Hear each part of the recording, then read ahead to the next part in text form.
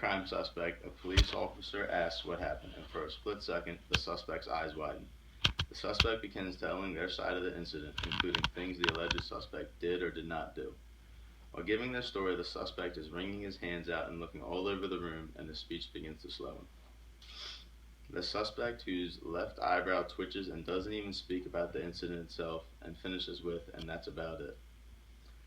Police have to interrogate suspects to get answers out of them that aren't being said verbally, so they have to look for nonverbal cues to find the truth. After reading about nonverbal communication in police interrogations, I decided to interview my grandfather, Bill Zephyr, who worked as an interrogator for the DoD. I'll be covering the brief history of nonverbal communication, what to look for, and also things to improve on. The use of nonverbal communication and body language has been in use for years and in many different ways. All humans use body language as a way to communicate since birth. As a baby, we all used body language as a way to speak. We all used body language to communicate because we weren't able to talk as babies. The first technical study of nonverbal communication was done by Charles Darwin in 1872. He studied nonverbal communication, and that led to the study of facial expressions and body language. It is said that only 7% of communication is verbal and 55% is nonverbal.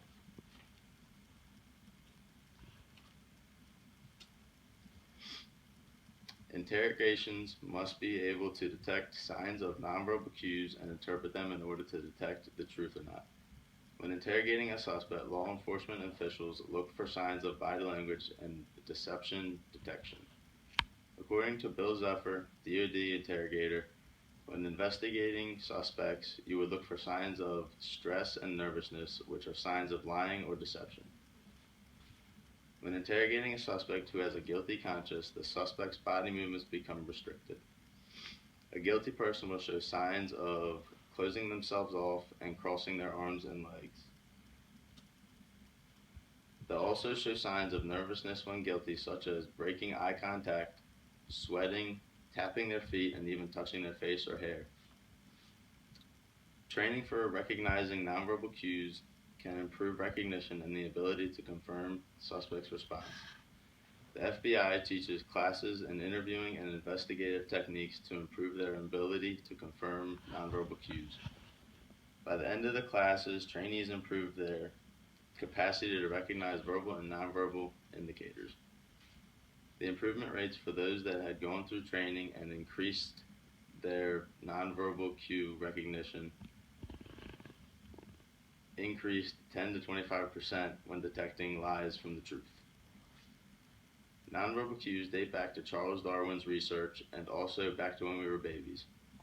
You also know now what to look for when trying to read somebody and how to train. You can now ask friends and family questions and try to read their cues to detect the truth or not.